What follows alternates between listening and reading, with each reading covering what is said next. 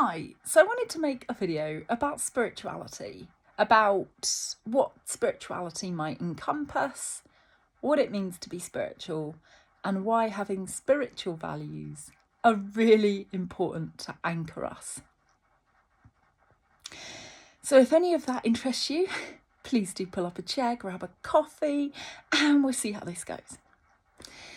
So I wanted to make this video because I've been on an on-off spiritual journey for the last 20 years.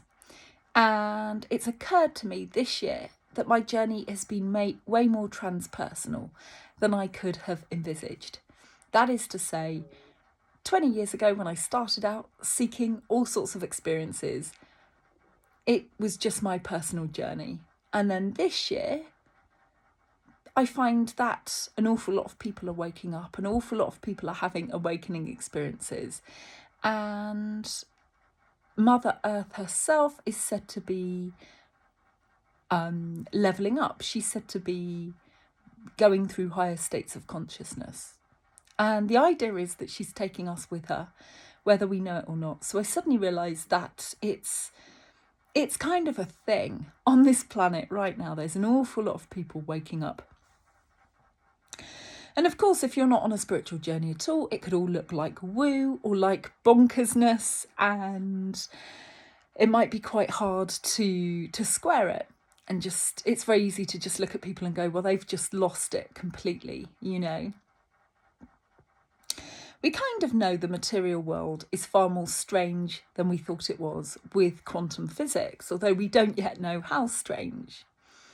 So quantum physics really hints that we are sort of co-creating consciousness, to me anyway, with things like the double slit experiment, because that seems to insinuate that the act of looking itself can change an outcome. That is, if we observe something, we actually can alter what's happening. You know, we are not just passive observers.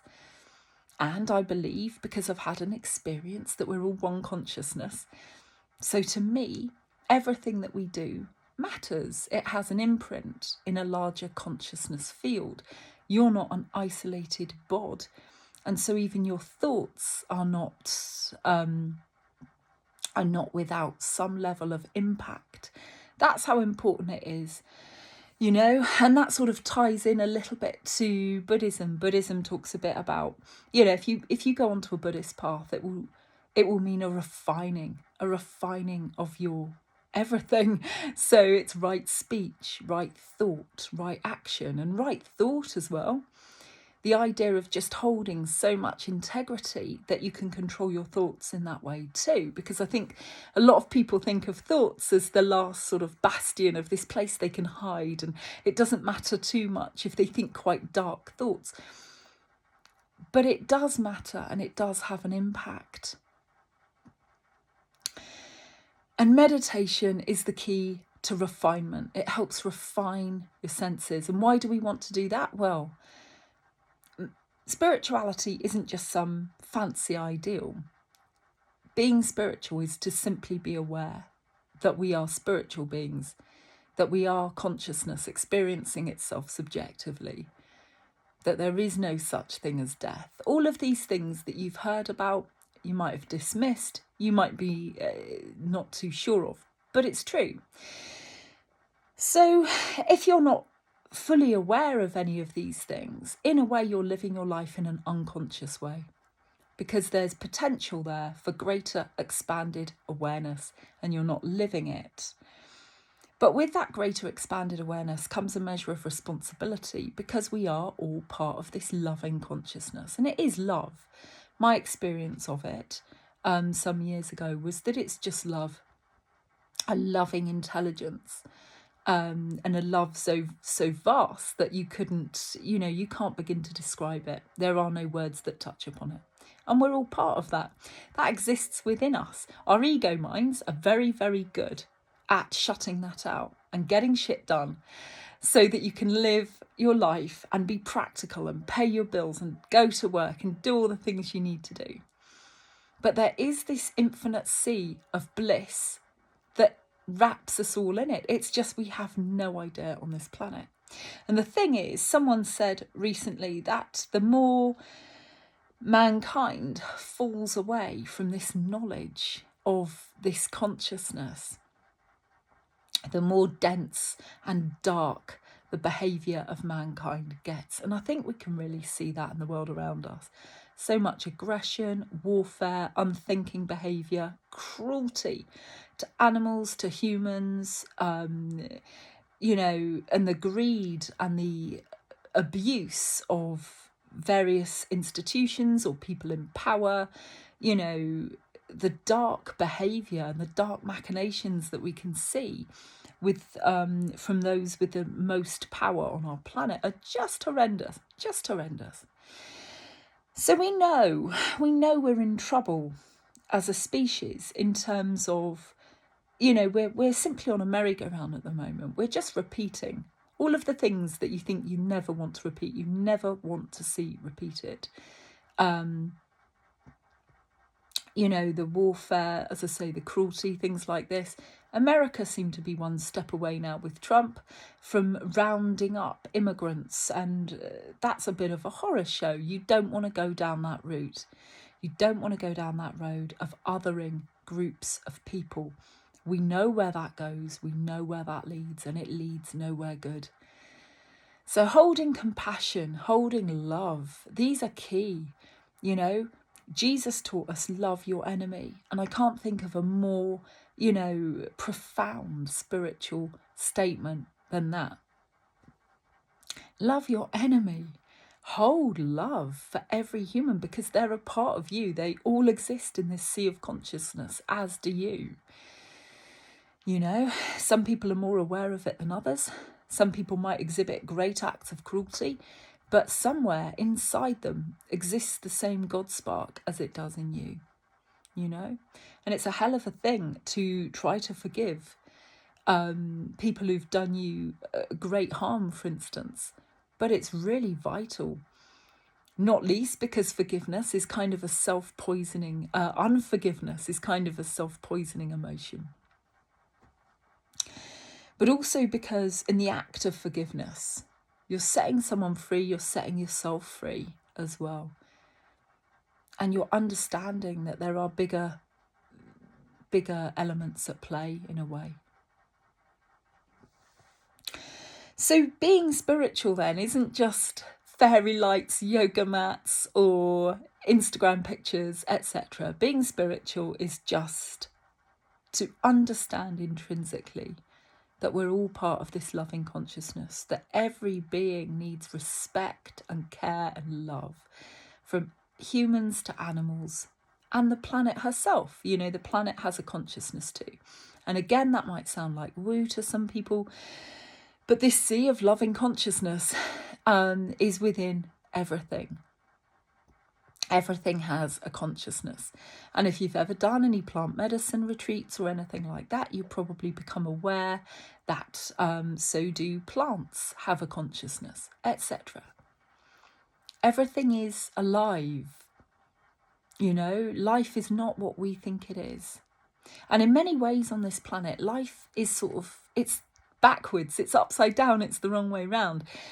We think that we're terribly advanced as a species because we've made all these technological advancements and we think, oh, we're really advanced. But that isn't necessarily to be advanced. If you've got advanced tech, but we treat other humans poorly, we keep creating wars, we keep treating animals really cruelly, etc., then we are not an advanced species. True advancement comes from that compassion, and it comes from that understanding that we're all in this web of life, that everything deserves respect and care and love and compassion, you know? Really simple concepts, sometimes the hardest to hold, but that's part of the refinement process. If you start refining yourself, you know, we're so deadened in the West in some ways. We deaden our senses. So if you're always on your phone and scrolling and looking at the next thing to get excited about or angry about, and then you put your phone down and you're watching TV and that's entertaining you for a while you're on your phone probably, so your attention is completely split. And then you go out to work and maybe your job is very dull, so you're not exactly enlivened at work either, and so on and so forth, and you become inured, you become dull, you become very plodding and a little bit deadened to more refined stuff of spirit, you know. Everyone should probably learn to meditate because it helps refine your senses and it helps sensitize you to the world. And we think, don't we, that in order to survive this world, we must become harder, tougher, that that's the key to success. But is that really what we want to do? Is becoming part of the problem really the key here? Because if you start getting deadened and desensitized to, say, some of the horrors in the world, then you're probably becoming part of the problem. We must never be desensitized to the horrors of the world, and we must never let ourselves become so shut off in our hearts that we just live our own little lives in a very insular fashion. That's not what we're here for as a species, in my opinion, not at all. You know, many years ago, the guy who brought, and I've said this in another video, the guy who brought Buddhism to the West is a guy called Jiddu Krishnamurti. And he said a quote along the lines of, "It is no measure of health to be well adjusted to a profoundly sick society." And he said that back in around the 1950s. And here we are now, where society seems deeply worse, in a much worse state. It is no measure of health to be well adjusted, to be, well adjusted to a very sick society. And so we see very, very unwell people all around us. People are very angry. People on antidepressants, that antidepressant use has shot up over recent years. People are hanging on mentally by a thread in some cases. They are not well adjusted necessarily to society, but neither do they necessarily want to try and work on that by becoming more spiritual, say, or, they're just hanging on in there and they're reliant upon medicine to try to help. And medical intervention, whilst it can be amazing, is not necessarily all of the answers in this instance. I'd say part of the problem is spiritual. We are spiritually dysregulated. Many people don't know that there is life beyond this earth. They don't know that. And they're still searching for answers. And some people get, they just dabble. Some people just get a bit lost in, say, ghost stories or things like that. Or some people get lost in UFO stories. Partly, it's all part of the same sort of stuff, I believe, I think there are so many more elements to our reality than we possibly seem to be able to know at the moment. So, if this is you, if you find yourself hanging on by a thread, there are other ways to live, and I would just suggest meditation as a way to start, And it can be difficult. If you're in a place where you've already got something along the lines of PTSD and you kind of understand that you should meditate, but you can't,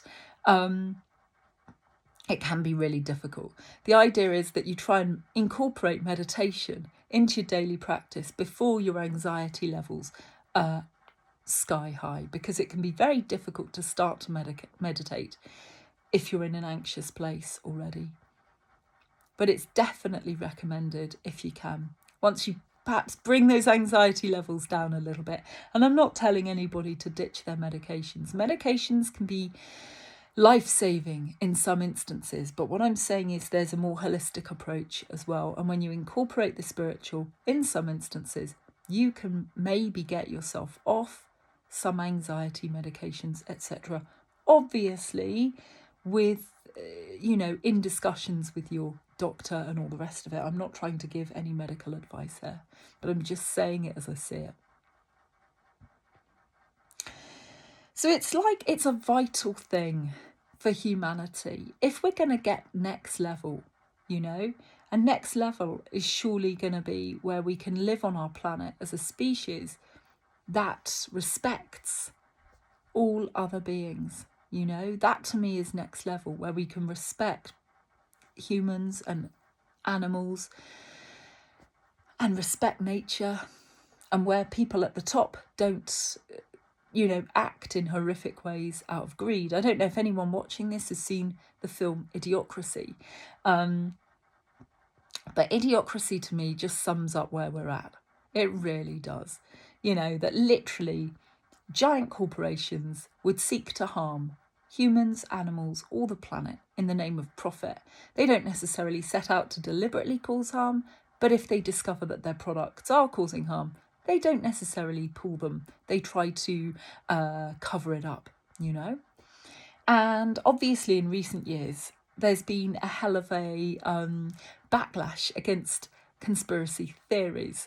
Everything seems to get thrown into a conspiracy theory camp, no matter what.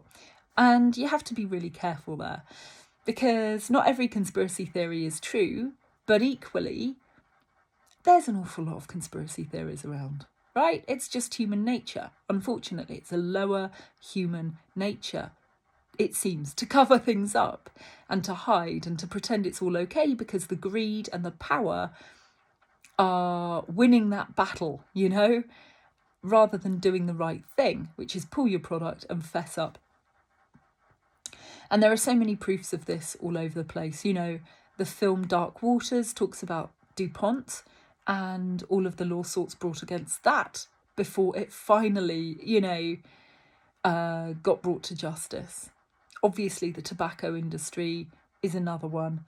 There are many others, These are not isolated incidents. I was watching a video the other day that seemed to suggest that beauty products too could have some problematic ingredients in them, and that companies aren't too keen to necessarily pull those off the market either. So it's just worth doing your research, really, before you use any products at all, and trying to just be a bit sensible and eat organic food and, be careful about what products you use and things like that as well. So there is hope for mankind. There really is hope for mankind. But we have to do a bit of work in order to get there. And it starts with every one of us. It really does. It isn't a case of wait until somebody else does the work and then you can join in as well. It's kind of, we all need to join in. We all need to put in the work, and we all need to level our consciousness up to the understanding of other planes of existence, or at least the idea that there is more to life, and so on and so forth. Because when you start to touch upon that bliss, when you start to touch upon that love, that greater love, when you start to meditate and center yourself and calm yourself a little bit, and just touch a sense of something beyond this life, even, you start to create space for a whole different reality to come into play, and a whole different way of being on this earth that will inform everything that you do. So especially if you incorporate any unconscious behaviours into your life as well. So say if you comfort eat or smoke, all of these things, they carry elements of cognitive dissonance, because it's not particularly healthy or good. But again, you do it because you're desensitized. The more you resensitize, the more you meditate, the more you just don't want to put anything harmful into your body. The more you reject anything harmful, behaviours from other people or foods that you put into your body. And you can do that much more easily because you can really identify it much more easily, And if I had to hazard a guess, I'd say the powers that be on our planet, some of them are awake and aware of humankind's potential, and some of them probably are not, and those that are do not want people to explore their own potential. Not at all, because the idea is that you have God literally within you, that you're a bit more powerful, and I don't mean in, some grandiose way. I just mean that you have an awful lot more within you than you currently realise. You're co-creating your life with spirit. You might not be consciously doing that, but you are. You made a plan before you came to this life, probably, in some cases. You'd understand a bit more about karma and karmic responsibility, your own and other people's. You'd want to make conscious, healthy life choices, and that would mean the consumer days would be over. Our endless rush to buy another product is trying to satisfy something within that many people don't even know what it is. They think another product is going to do it. They think the next product is going to bring them that happiness. But it isn't. Of course it isn't. Prayer is another way, of course, and I talk a lot about oneness and things like this, but I also got baptised in recent years, and I believe I had an experience of a slight experience of the Holy Spirit, and a little bit of an experience of Jesus potentially as well, where I experienced feelings of peace and love that seemed very powerful, very beautiful, in a gentle way, if that makes any sense. Just they were strong feelings, but it was very gentle. And that was after I had prayed to Jesus one night. And that was in recent years. That was during COVID. So I tend to talk about Jesus and I tend to talk about oneness, because both of these are my experience. I believe that Jesus is a very real entity that we can call upon, and that he can help people in very supernatural ways. There are hundreds of testimonies to this effect on YouTube. And, again, it's a testable theory. You can absolutely just pray with all of your heart open, and, there are no guarantees, but it is a testable theory, And the same with meditation. That's another testable theory. You meditate, you go within, you find God.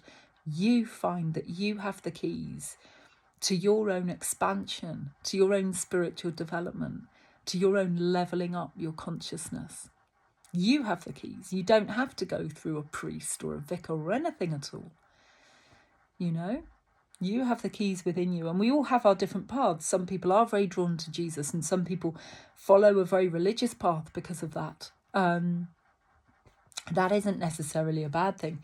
The only bad things with regards religion are if religions are very warfaring or quite harmful, or, because obviously there have been problems with Christianity. And there are problems with other religions as well.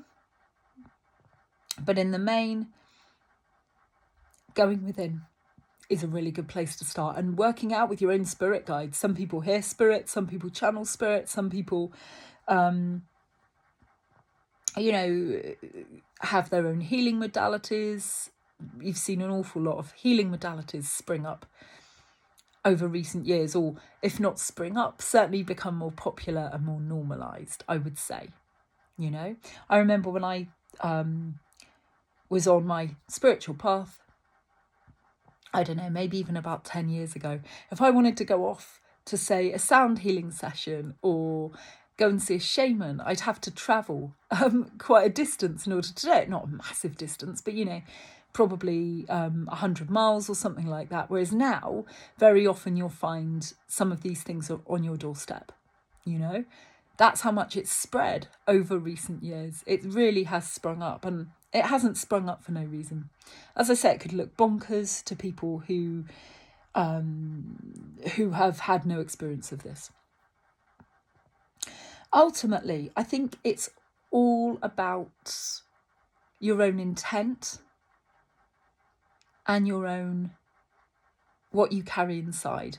So that is to say, if you come from a place of love and compassion and gratitude and just genuine care on your spiritual path, then you're going to start seeing that reflected in the world around you. Because as above, so below, and as within, so without. Everything is a mirror of everything else. The unhealed parts of us are reflected in the world around us, and so on and so forth. So I was watching a video the other day, and the guy was talking about how you can take the woo out of tarot cards, because tarot cards are really representative of, it's more like reading. It's reading perhaps archetypes, it's reading energies, it's reading, it just works in a way that I can't quite describe from a psychological level, from a psychological basis. It just works. And the same with shamanic healings and things like this as well. Vision quests and shamanic healings. Some psychologists are understanding that there is power in them, that they can work, that they can really help. So from a psychological perspective, it's almost like they're just representative of the psyche and of various parts of your psyche that you're actively reading in a way, And I really like this idea in a way, because it's marrying the scientific with the spiritual. It's proving to me that there is great potential there to find out more as well. And with things like ayahuasca. So years ago, I undertook a plant medicine journey. The first one I did, I believe, was probably Syrian rue. Although I don't know what it was. We thought it was ayahuasca at the time. It wasn't until I saw another shaman later on who said to me, no, the energies of ayahuasca were not aligned in my body. So it was something else. But whatever it was the experience that gave me a full-on 5D immersive experience. It felt like several hours, with all sorts of things going on, but the oneness, the feeling, the initial feeling when I popped through, there's almost like this liminal space that you go through, this strange room. It's almost like the back rooms. Someone almost described it like the back rooms, and it's a little bit like that, with elves and pixies, and it's all weird and Wizard of Oz like and very, very strange. And I went through that. I don't know if it's like that for everyone, but you go through that. And then you're in this other reality completely, And I experienced just this profound sense. Yeah, it was like a can opener on the top of my head, and my head just merged. It just literally merged with this loving consciousness. And yeah, I can't even describe what that was like. All I can say is that it was just love on an extraordinary, humbling scale. Just so much love and a loving intelligence. And I got the profound sense that we are none of us alone. We are none of us forgotten. Even the smallest incidences in our lives are accounted for, orchestrated on some level. That is to say, there's no coincidences. There's no meaningless things that happen in your life. Everything happens for a reason. And that we are all absolutely part of this love, this loving consciousness. So that was the first one I did. And then the second one was ayahuasca, with this other shaman. And I didn't go all in at that point. So I've had a couple of experiences of that. But people are now realising, and for some years, psychologists and so on are now realising that plant medicine it's vital for some people to help integrate really difficult things that have happened to them, or people undergoing addictions of the most tough, difficult things you can think of to be addicted to, etc. Plant medicine can actually really help in some cases. It comes with warnings, it comes with caveats. It isn't for the faint of heart. Don't try it at home on your own, for the love of God. You need a shaman, you need an experienced guide. All sorts of things can happen. There's no guarantees of anything. In my first plant medicine experience. I'd had this lovely, wonderful experience that first night. I stayed for about 5 nights. Someone else had a full-on alien abduction-like experience. And then, so then in my second retreat, that first night, as I say, I didn't go fully under. So I was quite aware of what was going on in the room. But the person behind me was having an exorcism. So you just don't know. You just don't know what will happen. You can have a light experience or a dark experience. You have no idea. When you first start it, usually it's going to be quite a light experience. But again, it mirrors who you are, where you've been, what's going on in your journey, to some extent, I would say, to some extent. So, spirituality is essential. It's like an essential item. It's kind of something that we need as a species just to level up, to realise that the power is within us. It was within us all along. We've given away too much personal agency to governments, to big corporations, even to, mainstream medicine. Mainstream medicine is fantastic and it really helps people, do not get me wrong, but it needs to work hand in hand with alternative healing modalities.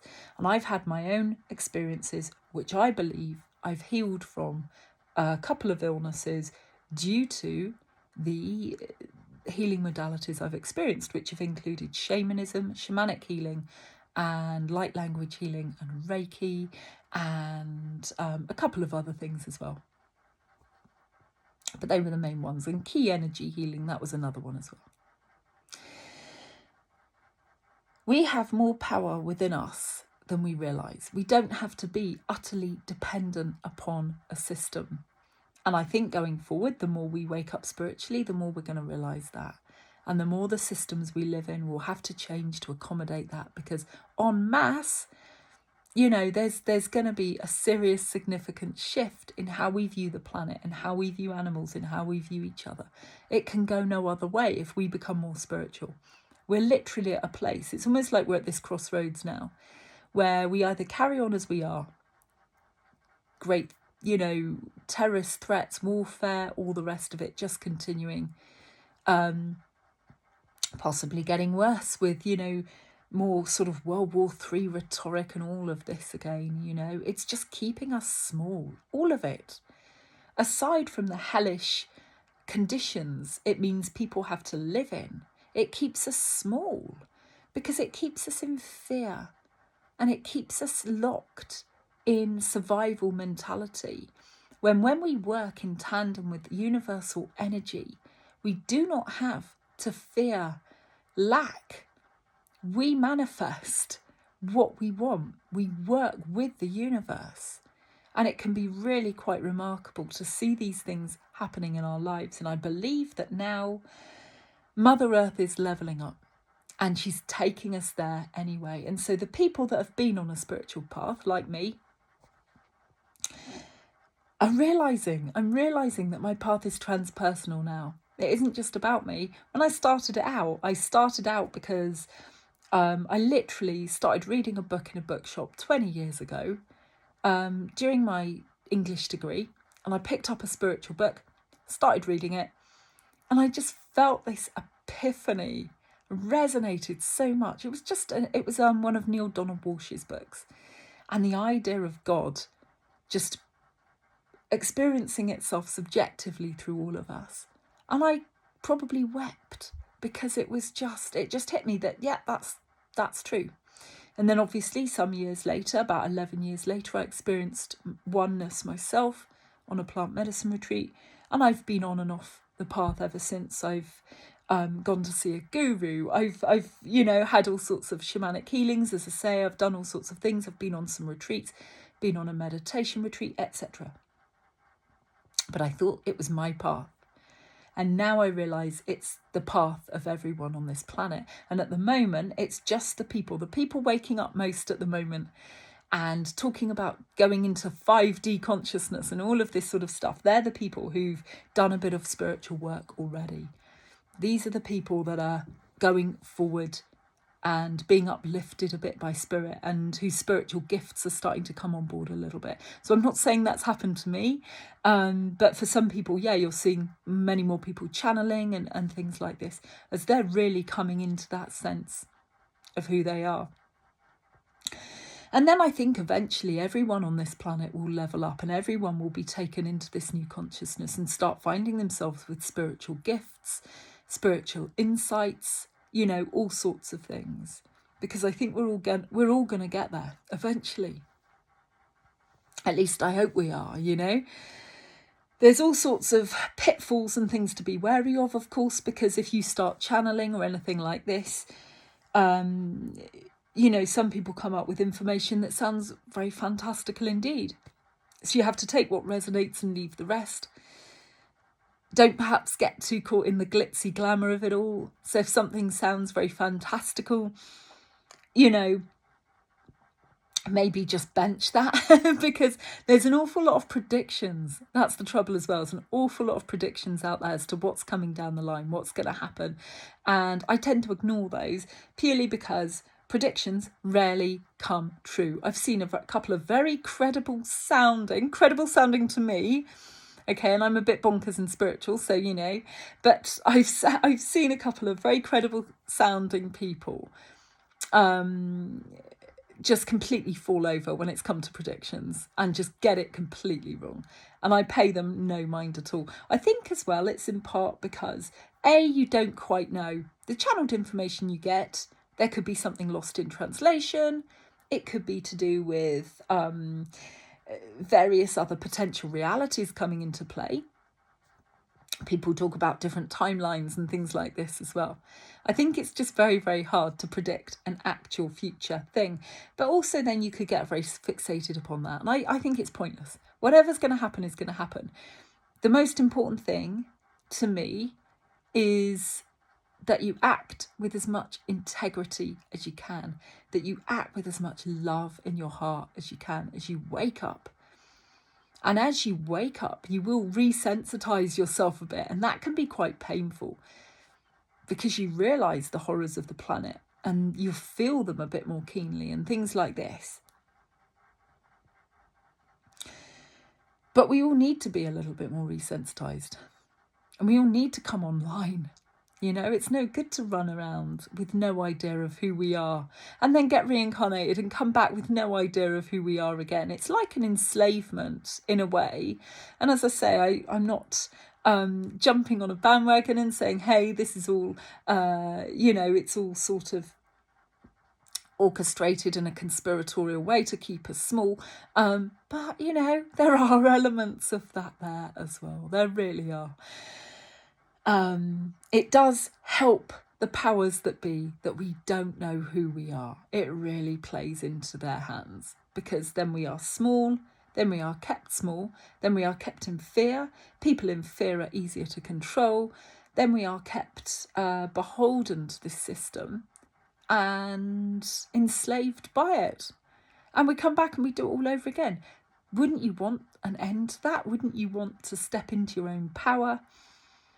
To be able to see through the system, to be able to see through it, to be able to commune with God yourself, to be able to bring more love and joy and consciousness into your world so that you know that every single human being is loved, so that you know that all of the things that divide us on this planet are essentially false, just keeping us locked in this fear matrix, you know, just poisoning us. The planet, the people, the animals, everything.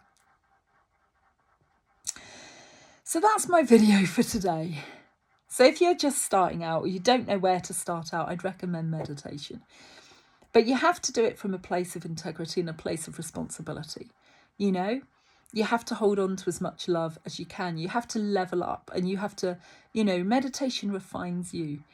But you also have to help with, say, the right diet and things like that. That is to say, when you come to spirit and spiritual practices, there's nowhere left to hide. Right thought as well. You can't even hide in your mind, not really. You just have to have radical attention to being present in the moment in some instances, and being present in your own behaviours as well. Because meditation will bring up shadow work. Meditation will make you aware of your own shortcomings a lot more. Not in a shameful way, or anything like that. It just make you more aware and able more to rise up to higher potentials within yourself, rather than just sink to the lower base, more, behaviours and comforts and addictions and enslavements that we can fall into from time to time. And it will make you more aware as well, as within, so without. So the shadow side within you and how that can be mirrored in outside society as well. So if you fall into a place of judgment, for instance, and you find it very easy to be a very judging person and judge a lot of your friends or judge a lot of what's going on in the world and things like this, you need to just watch that behaviour and just take a little look at yourself. Because very often the people who are most in judgment of others are often the ones who are least aware of their own darkness within themselves as well. So yeah, it's my video for today. So there is a lot of hope out there. There is a lot of potential out there, but it does need us all to wake up. It really needs us all to wake up now. Just get on board with our spirituality, get on board with who you are. You're powerful. You don't need to be enslaved by systems. You don't need to be in fear. There really is another way of living, but it's quite a radical switch in a way, because you start to put faith in an unseen force, but the unseen force will reward you with the right place, the right time type of synchronicities just springing up, And as you lean into that more, you can start to live your life in a very different way. And I think that's what's required on planet Earth now. It's what I'm hearing. People talk about the 5D coming in. It's like switching over to a new operating system. One lady described it like that. One where we are much more in tune with spirit, and we are working with spirit to co-create in a much more conscious way, And all of that is necessary on our planet now, because we need more love. We need more light. We need more compassion. We don't need more judgment. We don't need more anger. Sometimes there's a place for righteous anger. Don't get me wrong. There really can be, and I mentioned this in a video recently as well. But seeing the haka get performed in New Zealand Parliament recently was very powerful, incredibly powerful. We need boundaries. We need to let others know if they're trampling over boundaries and so on. But so too is there a need for radical love, radical aliveness, radical joy, radical compassion, and radical forgiveness, Otherwise, if you're a Christian and you're not able to forgive others, then you're literally not a proper Christian, I know there's this huge schism between the Old Testament and the New Testament, but just those words, forgive your enemy, I think are one of the most powerful things. And it isn't something you can just do. It isn't something that you're going to do once and then maybe even be able to repeat. It's a sort of way of being, to try to incorporate that within your whole being, with everything that you do. And that isn't easy, but it's something that we need to do. We've been given the guidebooks, we've been given the guidance by all these spiritual avatars or teachers. So it's up to us to incorporate it and to live it. And I think one of the ways to get there as well, because to me, it seems that Buddhism and Christianity go hand in hand, or Buddhism and Jesus go hand in hand. And so if any of you meditate in a Buddhist way and you know about the Metta Bhavana meditations, that's the loving kindness meditation. And the more you practice that, the more in your heart you are. And, you start out practicing, you just get somebody, say, neutral, that you don't really, you get someone that you like and you send them good feelings, good wishes. Then you get somebody neutral, send them good feelings and good wishes. But I think the more you do this, the more you strengthen your heart chakra. And I think the more you can actually send out forgiveness to people who have, have transgressed some pretty awful boundaries. And that doesn't mean not having any boundaries at all. Obviously, as I say, you still need to have boundaries. But it is to say, practicing forgiveness is to recognise that we are all one. So if you can't forgive another, you're not forgiving yourself, because they're part of you. Even if you just can't stand who they are and what they stand for and what they do, and you think, oh God, they can't be part of me. They just can't. But they are part of you. And I don't know if that still works when you're talking about even dark personality types. So if you're talking about your narcissists, your sociopaths and your psychopaths, I don't know if you can include them in this regard, if they're still a part of this loving sea of consciousness. I have no idea. I used to believe that they were. I read one spiritual person say that they weren't. They existed outside of that framework. I don't think I believe that. I believe they're being incorporated back in one way or the other. I think they still have that God spark within them somewhere. But it does make you look at life in an entirely different way. But as I say, it's also empowering. It empowers you, but in the most beautiful way, because then you can live to the highest potential of who you are rather than sleepwalk through your life. You won't want to sleepwalk anymore. You won't want to sleepwalk anymore. You want to live a life full of passion and purpose and love. So yeah. Hope that was useful to someone. Hope this finds you well. Hope you're having a good week. Hope you've stayed safe during the storm if you're in the UK. And yeah, take care. Wishing you love and just all the best for your spiritual journey if you're embarking on one, or if you're, in the middle of one. Take care and God bless.